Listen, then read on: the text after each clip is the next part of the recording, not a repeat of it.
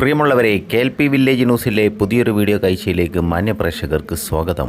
ഈ വീഡിയോയിലൂടെ നമ്മൾ അറിയാൻ പോകുന്നത് തിരൂരിൽ മെസ്സി വന്നോ ഇല്ലയോ.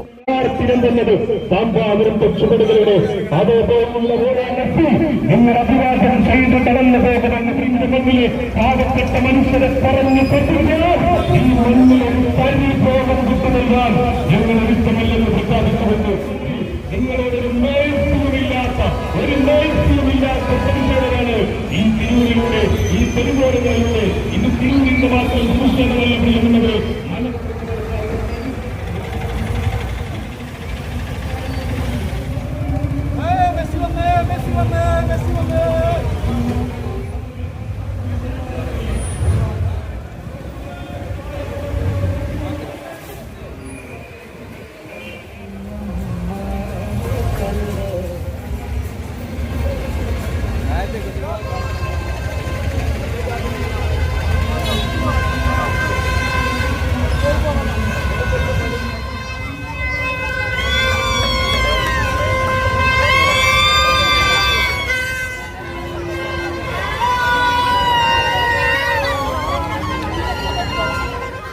ഇതുവരെ കണ്ട കാഴ്ചകളിലൂടെ മാന്യപ്രേക്ഷകർ വിഷയം എന്താണെന്ന് മനസ്സിലാക്കിയിട്ടുണ്ടാകും. എന്തായാലും കേരളത്തിലെ ഫുട്ബോൾ ആരാധകരെ മെസ്സിയെ കേരളത്തിൽ കൊണ്ടുവരുമെന്ന് പറഞ്ഞു പറ്റിച്ച വി അബ്ദുറഹിമാൻ, അദ്ദേഹം താന്നൂർ MLAയും സ്പോർട്സ് മിനിസ്റ്ററുമായിരുന്നു. ഉത്തരവാദിത്തപ്പെട്ട സ്ഥാനത്തിരുന്നുകൊണ്ട് കേരളത്തിലെ ഫുട്ബോൾ ആരാധകരെ ഇങ്ങനെ വിഡ്ഢിയാക്കിയതിനുള്ള പ്രതിഷേധ സൂചകമായി തന്നെയായിരുന്നു UDFന്റെ നേതൃത്വത്തിൽ തിരൂരിൽ ഇങ്ങനെയൊരു പ്രതിഷേധ പരിപാടി സംഘടിപ്പിച്ചത്. എന്തായാലും UDFന്റെ നേതൃത്വത്തിൽ ഇങ്ങനെ ഒരു പരിപാടി സംഘടിപ്പിച്ചപ്പോൾ ധാരാളം ആളുകളാണ് അതിലേക്ക് കടന്നു വന്നത്. തിരൂർ ടൗൺ ഏകദേശം സ്തംഭിച്ചു പോയി എന്ന് തന്നെ വേണം പറയാൻ. കാരണം അത്രമേൽ ആളുകളായിരുന്നു അതിൽ പങ്കാളികളാകാൻ വേണ്ടി തിരൂരിൽ എത്തിച്ചേർന്നത്.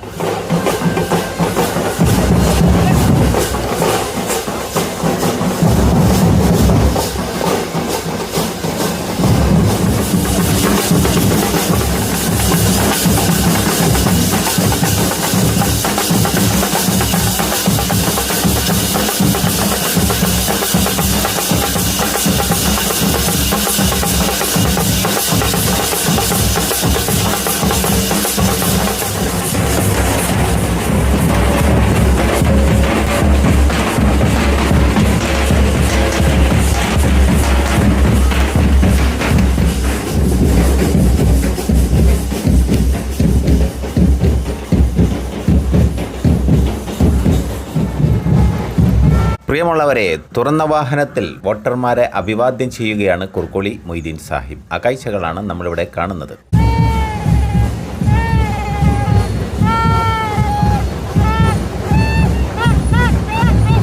വാഹനത്തിൽ കുർക്കോളി മൊയ്തീൻ സാഹിബിന്റെ ഇടതും വലതുമായി 2 കുട്ടികൾ അർജന്റീനയുടെ ജേഴ്സിയും അണിഞ്ഞ് കൂടെ തന്നെ കൂടിയിട്ടുണ്ട്. ഒരുപക്ഷെ കുട്ടികൾ നിഷ്കളങ്കരാണല്ലോ. അതുപോലെ തന്നെയാണ് കുർക്കോളി മൊയ്തീൻ സാഹിബിന്റെ പൊതുപ്രവർത്തനവും. വർഷങ്ങളോളമായി പൊതുപ്രവർത്തന മേഖലയിൽ നമുക്കിടയിൽ സുപരിചിതനാണ് കുർക്കോളി മൊയ്തീൻ സാഹിബ്. എന്നിട്ടും ഇന്ന് വരെ അദ്ദേഹത്തെക്കുറിച്ച് ഒരു അഴിമതി ആരോപണമോ മറ്റുള്ളവരോട് മോശമായി പെരുമാറുന്ന ഒരു രീതിയോ നമുക്കാർക്കും കേൾക്കാൻ സാധിച്ചിട്ടില്ല. അതുകൊണ്ട് തന്നെയൊക്കെ ആയിരിക്കാം UDF വീണ്ടും തിരൂരിൽ കുർക്കോളി മൊയ്തീൻ സാഹിബിനെ തന്നെ മത്സരിക്കാൻ വേണ്ടി കൊണ്ടുവന്നത്. ചുരുക്കി പറഞ്ഞാൽ 5 വർഷം ഞാൻ പ്രതിനിധാനം ചെയ്തിരുന്ന എൻ്റെ തിരൂർ എന്നെ വഞ്ചിക്കില്ല എന്ന ഉറപ്പും, മറു സൈഡിലേക്ക് നോക്കുമ്പോൾ താൻ പ്രതിനിധാനം ചെയ്തിരുന്ന ജനങ്ങൾക്കിടയിൽ ഇനിയും വോട്ട് അഭ്യർത്ഥിച്ചു ചെന്നാൽ അവർക്ക് കിട്ടിയ അവസരം എനിക്ക് നേരെ അവർ ഉപയോഗപ്പെടുത്തും എന്ന തിരിച്ചറിവാണോ തിരൂരിലേക്കുള്ള കൂടുമാറ്റം എന്നുള്ളത് ചോദ്യചിഹ്നമാണ്.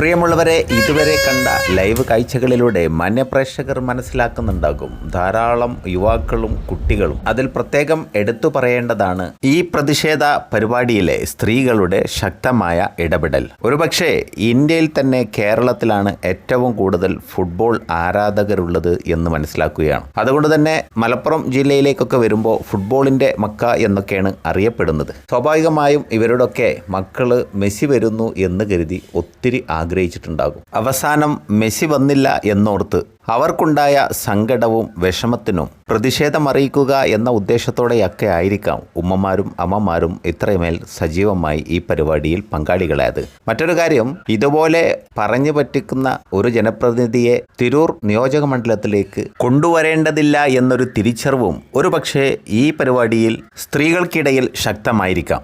എന്തായാലും ഈ പ്രതിഷേധ പരിപാടി ആഞ്ഞടിക്കുന്ന കൊടുങ്കാറ്റ് പോലെ തിരൂരിനെ അക്ഷരാർത്ഥത്തിൽ ഞെട്ടിച്ചു എന്ന് തന്നെ വേണം പറയാൻ. മാത്രമല്ല, റോഡിന്റെ ഇരു സൈഡിലുമായി ഈ പരിപാടി വീക്ഷിക്കുന്നതിനു വേണ്ടി ധാരാളം ആളുകളാണ് കാഴ്ചക്കാരായി നോക്കി നിന്നിരുന്നത്. അപ്പം അതുകൊണ്ട് തന്നെ തിരൂർ എന്തായാലും തയ്യാറായി കഴിഞ്ഞു ബഹുമാന്യനായ കുറുക്കോളി മൊയ്തീൻ സാഹിബിനെ അവരുടെ MLA ആക്കാൻ. അങ്ങനെ ഒരു ചിന്തയിലേക്ക് തിരൂർ നിയോജക മണ്ഡലത്തിലെ വോട്ടർമാർ മാറുന്നതിൽ അത്ഭുതപ്പെടാനൊന്നുമില്ല. കാര്യം കുറുക്കോളി മൊയ്തീൻ സാഹിബിനെ നന്നേ ചെറുപ്പം മുതലേ കാണാൻ തുടങ്ങിയതാണ് ഇവിടുത്തുകാർ. കാലങ്ങളോളമായി പൊതുപ്രവർത്തന മേഖലയിൽ സജീവമാണ് അദ്ദേഹം. തികച്ചും ഒരു സാധാരണക്കാരനാണ്. മാത്രമല്ല, ഒരിക്കൽ അദ്ദേഹത്തിന് നൽകിയ അവസരം പൊതുസമൂഹത്തിന് ഉപകാരപ്രദമാകുന്ന രീതിയിൽ ഉപയോഗപ്പെടുത്തുന്നതിൽ അദ്ദേഹം സൂക്ഷ്മത പുലർത്തിയിരുന്നു എന്ന് തെളിയിക്കുകയായിരുന്നു കഴിഞ്ഞ 5 വർഷം.